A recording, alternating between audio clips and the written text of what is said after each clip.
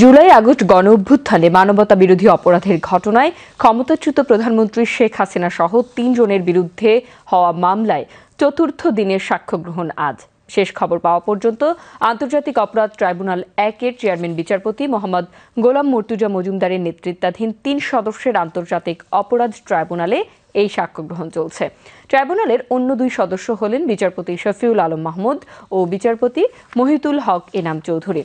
মামলার অপর ২ আসামি সাবেক স্বরাষ্ট্রমন্ত্রী আসাদুজ্জামান খান কামাল ও পুলিশের সাবেক আইজি চৌধুরী আবদুল্লাহ আল মামুন। আজ এই মামলায় ৪ জনের সাক্ষ্য গ্রহণের কথা রয়েছে। ইতোমধ্যে ৩ জনের সাক্ষ্য গ্রহণ সম্পন্ন হয়েছে।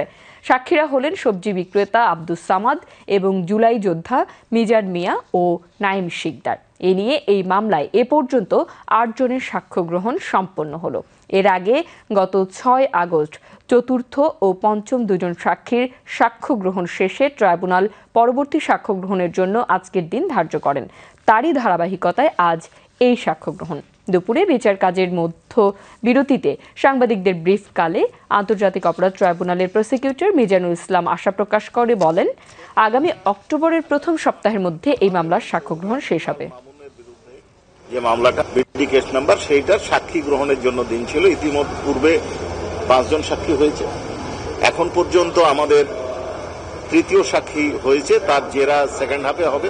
আগামী মাসের মধ্যে আমরা এই মামলায় শেষ করতে পারবো আশা করছি, অথবা খুব বেশি হয়তো পরের মাসের ফার্স্ট উইকে যেতেও পারে। এর আগে এই মামলায় গ্রেফতার থাকা আসামি রাজসাক্ষী চৌধুরী আবদুল্লাহ আল মামুনকে সকালে ট্রাইব্যুনালে হাজির করা হয়।